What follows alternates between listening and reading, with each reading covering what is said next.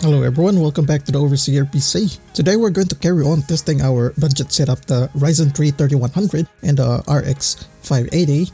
This time we're going to be running it in Call of Duty Warzone.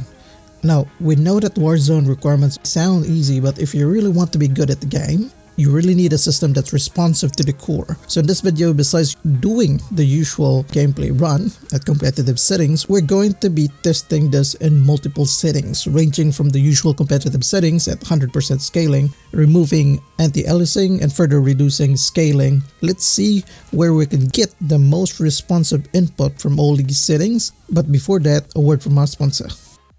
Sick and tired of that activate Windows watermark? Head down to u2key.com. u2key.com sells legit Windows 10 keys. Enter my promo code OPC24 and this will give you an additional 24% discount, bringing it down to a low price of $12. They also have Microsoft Office 2019 and using the same promo code, you'll get it for only $41. Now that's an amazing deal. They also have other software. Enter the code in the screen to get these discounts. They accept all major credit cards and other payment options, including Bitcoin. Once again, that's u2key.com, a proud sponsor of Overseer PC.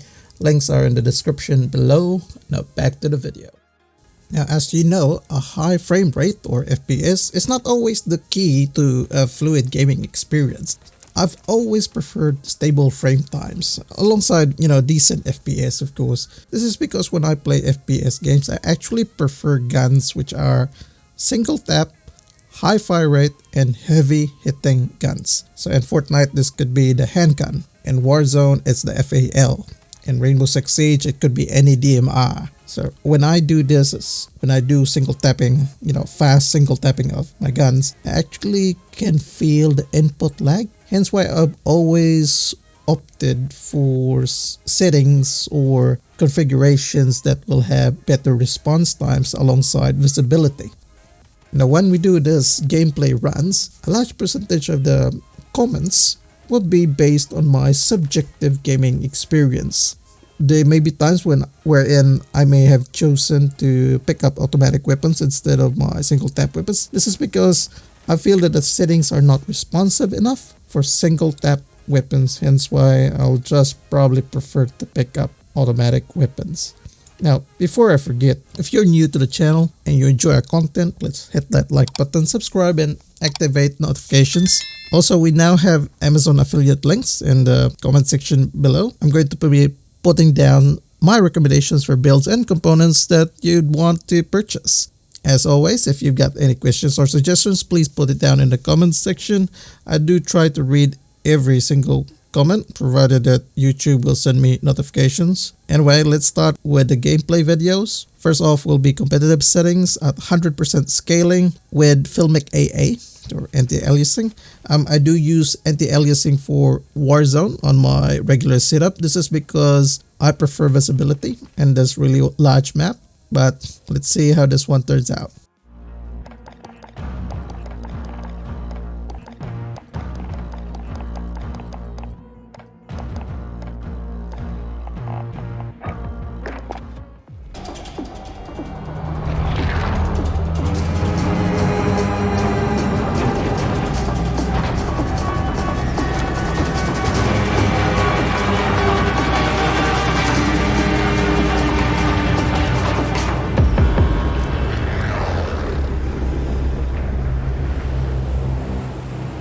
Battle Royale.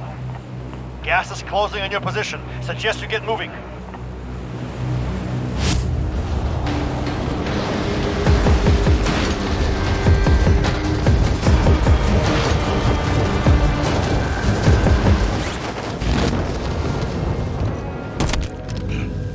Primary objective is to eliminate all targets.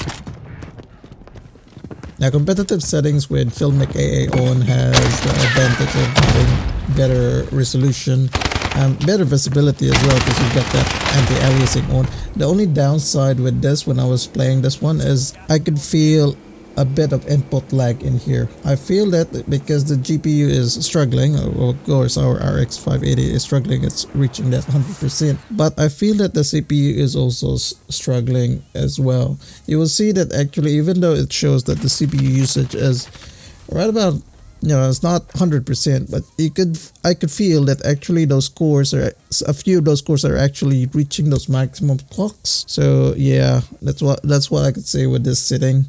Let's move on to testing this one, the same competitive settings but without anti-aliasing on, and see if it makes any difference with how we feel in our gaming experience. Gas is closing. Get to the new safe zone.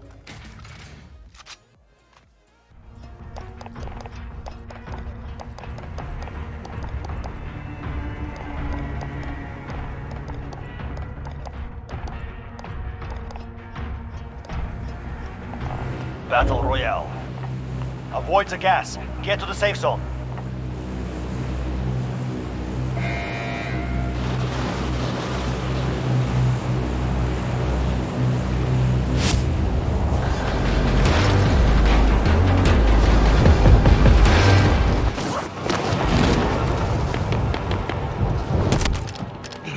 Targets are up. Get to work.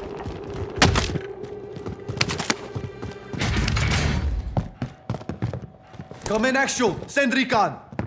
This is Falcon 3-0. Good copy. UAV beginning flyover.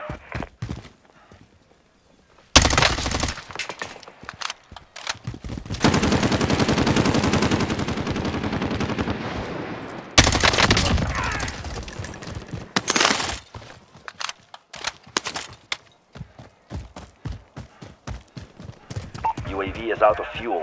Returning to resupply. Now, competitive settings without anti-aliasing on, I feel it's just a little bit better compared to the previous setting with AA on, but I can still feel some input lag. And this one, you can see that in our frame types, there's about microstutters that are present in here. I've also feel that the CPU is still, struggling with this setting. When I move around, it's not as responsive as I want them to be. Although our frame rate is good, just my gaming experience is not that responsive. It's better compared to the previous setting, but the only disadvantage with this setting is you will have very poor visibility. Without anti-aliasing on Warzone, it's not very good because you need to actually see very far. You need to have that situational awareness when you're playing Warzone Battle Royale. Not so much with Plunder, but yeah. So let's move on to the next one. This time we'll try to drop our resolution down to 66%, but we'll add anti-aliasing on it to make it look better and see if there's any difference in terms of our input latency of our gaming experience.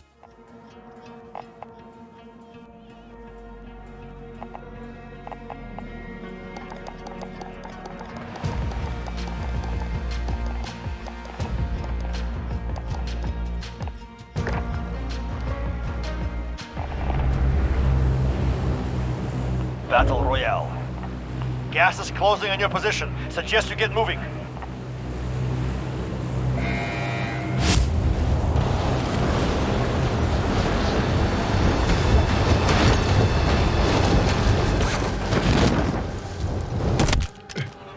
Targets are up. Get to work.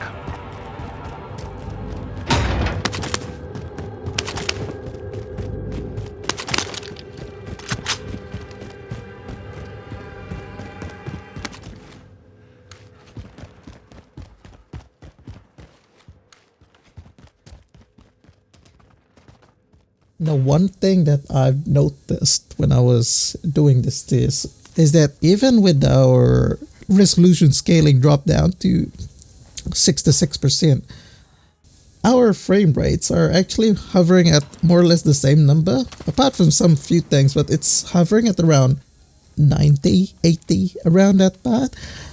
The big difference though, compared to our previous test runs, is this one, I feel it's more responsive. it's more responsive. It does look a bit odd though initially when you've set everything at 66% and with anti-aliasing on. It feels like you've just woken up and you see everything's a bit like blurry, but you will get used to it. With this setting, I think I could play Warzone with this setting. Now let's see how this one will play out with the same settings and anti-aliasing has been removed.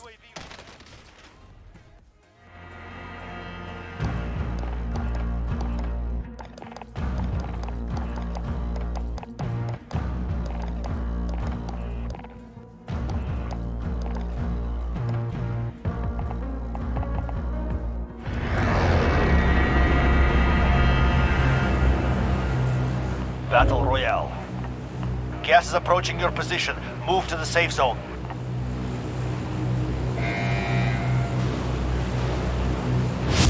Enemy dropping into the AO.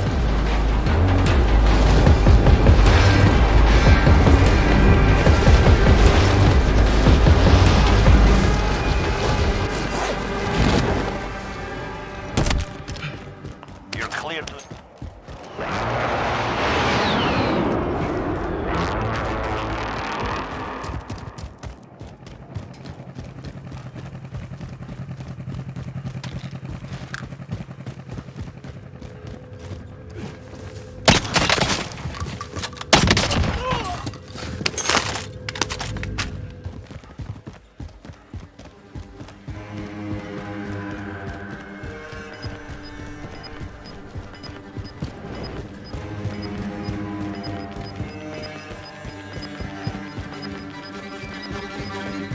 Gas is inbound.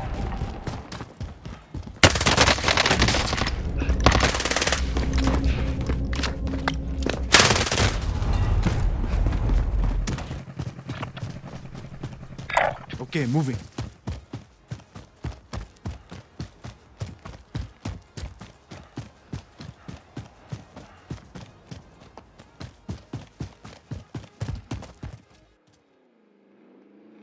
Now competitive settings without anti-aliasing is like the previous one. It is very responsive. Every time you click on something, it will just, you feel that there's lesser input lag compared to when we are at 100% scaling.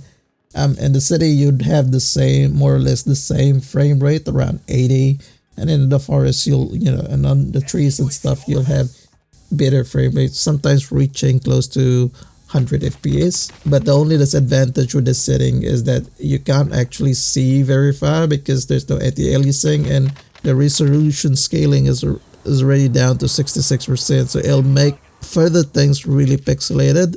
I mean, I could use this setting if I'm just doing like close combat and all that stuff, but if it's like Warzone wherein you actually need to see, I'd probably pick the previous setting wherein I would turn on the anti-aliasing. I would rather have that on, sacrifice a little bit of frame rate at the expense of greater visibility. Okay, now just for lols, let's try if we put everything up on high. I know that we will probably exceed the VRAM, but let's see if that's actually doable.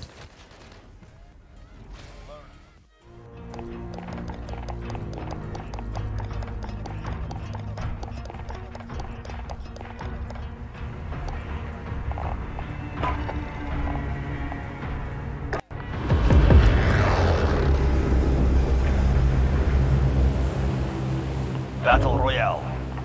Avoid the gas. Get to the safe zone.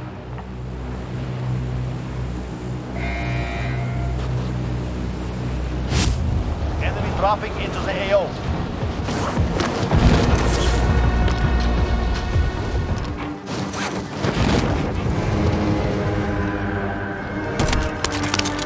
You're clear to engage all targets.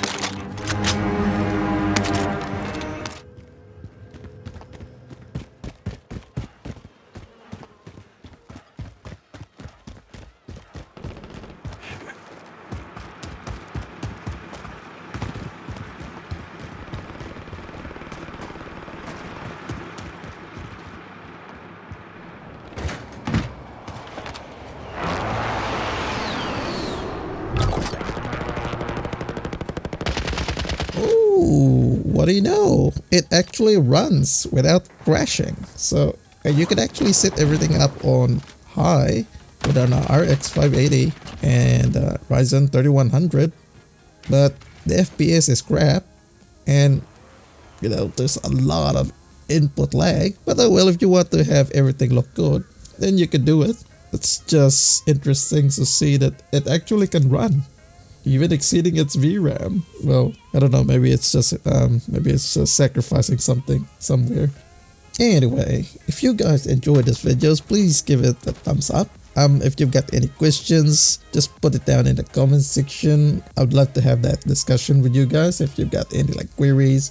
Now, this is not the most scientific test because like I said, it's very subjective, but I'd love to hear your thoughts. Do you want me to carry on with these tests, like my personal experience subjective test on settings, or do you just want me to carry on with just like the usual runs for low, high, and all that stuff? Okay, just let me know, comment section. I'll see you in the next one. Bye.